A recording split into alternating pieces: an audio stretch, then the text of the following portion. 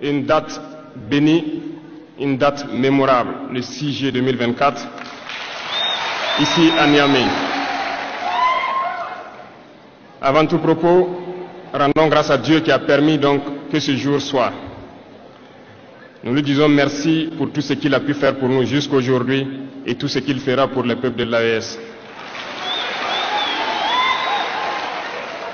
Permettez-moi également de rendre hommage au peuple nigérien. Ce peuple qui a tant souffert depuis l'avènement du CNSP et qui continue de rester debout. Merci aux Nigériens qui nous ont réservé un accueil chaleureux hier lorsque nous avons foulé le sol de notre patrie ici. Vous êtes plus que des amis, vous êtes plus que des voisins, vous êtes nos frères, vous êtes nos sœurs. Parce que la fraternité va au-delà de l'amitié ou du voisinage. Nous avons le même sang qui coule dans nos veines.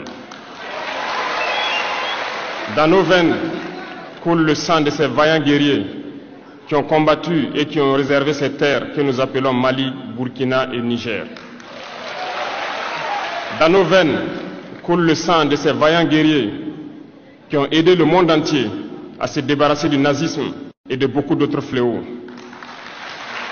Dans nos veines coule le sang de ces vaillants guerriers qui ont été déportés d'Afrique vers l'Europe, l'Amérique, l'Asie ou je ne sais encore, et qui ont contribué à construire ces États pendant l'esclavage. Dans nos veines coule le sang d'hommes dignes, d'hommes robustes, d'hommes debout. Et pour cela, soyons-en fiers et soyez remerciés d'être ressortissants de l'AES. L'Afrique, ce continent qui a tant souffert et qui continue de souffrir du fait des impérialistes. Ces impérialistes n'ont qu'un seul cliché en tête. L'Afrique est l'empire des esclaves. C'est comme ça qu'ils voient l'Afrique. Pour eux, les Africains les appartiennent. Nos terres les appartiennent. Nos sous-sols les appartiennent. Ils n'ont jamais pu changer de logiciel jusqu'à aujourd'hui. C'est déplorable. Mais comment procèdent-ils? C'est malheureusement depuis donc ces années 60 où ces simulacres d'indépendance ont été donnés à l'Afrique. Ils n'ont juste fait que placer des valets locaux à la tête, selon eux, de leur sous-préfecture pour pouvoir continuer à les alimenter. Ces valets locaux que nous allons qualifier aujourd'hui d'esclaves de salon n'ont d'autre repère que de chercher à vivre comme le maître, à satisfaire le maître et à faire tout ce que le maître lui dicte. Ils volent, ils pillent nos États, amènent tout chez le maître et leur richesse est conservée chez le maître. Ils font tout pour vivre comme le maître et toujours le satisfaire. Lorsque le maître commande, ils exécutent. Savez-vous qui sont ces esclaves de salon? Eh bien, nous allons vous expliquer ce que c'est. Ce sont des individus qui n'ont aucune dignité, qui n'ont aucune morale, qui n'ont aucune personnalité. Mais le maître esclave a toujours su identifier ces individus. Ils sont toujours prêts à trahir leurs frères pour satisfaire le maître. Ils nous ont trahis depuis l'indépendance et d'autres continuent jusqu'à aujourd'hui à nous trahir au profit de leur maître. Ces individus continuent toujours, contre vents et marées, à piller l'Afrique, à aider le maître à piller l'Afrique. Ils se plaisent à le dire chaque année dans leurs sondages économiques. Le Burkina est le pays le plus pauvre, le Mali est le pays le plus pauvre, le Niger est le pays le plus pauvre. Nous sommes classés parmi les derniers. Très bien, si nous sommes aussi pauvres qu'ils le disent, mais quand est venu le moment de prendre nos responsabilités, nous avons demandé à ces maîtres de quitter les lieux. Pourquoi ne veulent-ils pas partir? Lorsque nous prenons le cas du Niger, depuis plus de 40 ans, certains pays exploitent l'uranium pour produire de l'énergie chez eux. D'Ottawa jusqu'à Paris, les rues sont illuminées, c'est la lumière. Mais au Niger, c'est l'obscurité qui nous est servie. Lorsque vous partez dans nos États, nos sols sont troués de toutes parts pour rechercher les métaux précieux tels que l'or. Mais souvent, il n'y a même pas la moindre route accessible pour atteindre les zones où ils exploitent l'or, encore moins certains services sociaux de base. Voilà pourquoi nous avons décidé de nous révolter. Il y a bien d'autres exemples. Mais lorsque nous avons décidé ainsi, eh bien, nous avons été approchés par certains esclaves de salon pour nous passer le message de leur maître. Parce qu'ils avaient créé cette sorte de chaîne polymère qui se relève à la tête de nos États pour les servir. Et nous sommes venus briser la chaîne. Et c'est inconcevable pour eux.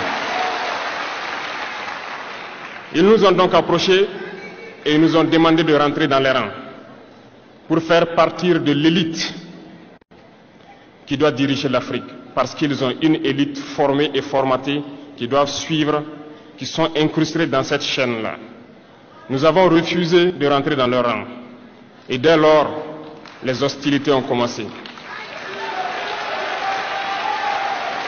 Ils ont fait fourvoyer dans nos zones plusieurs mercenaires, des formateurs. Les agents sont descendus dans le Sahel pour espérer mener des attaques barbares, lâches contre nos populations, espérer les révolter. En plus de ces attaques sur le terrain, les attaques communicationnelles, la manipulation, la désinformation battent son plein dans leur rang. Mais les peuples du Sahel ont compris. Et plus jamais on ne pourra les manipuler. Ils savent d'où ils viennent, ils savent ce qu'ils font et ils savent où ils partent.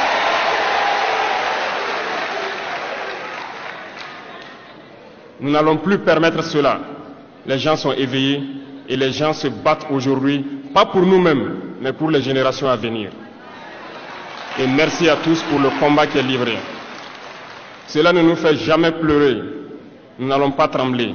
Nous allons affronter. Nous allons nous battre pour l'indépendance réelle, pour notre liberté.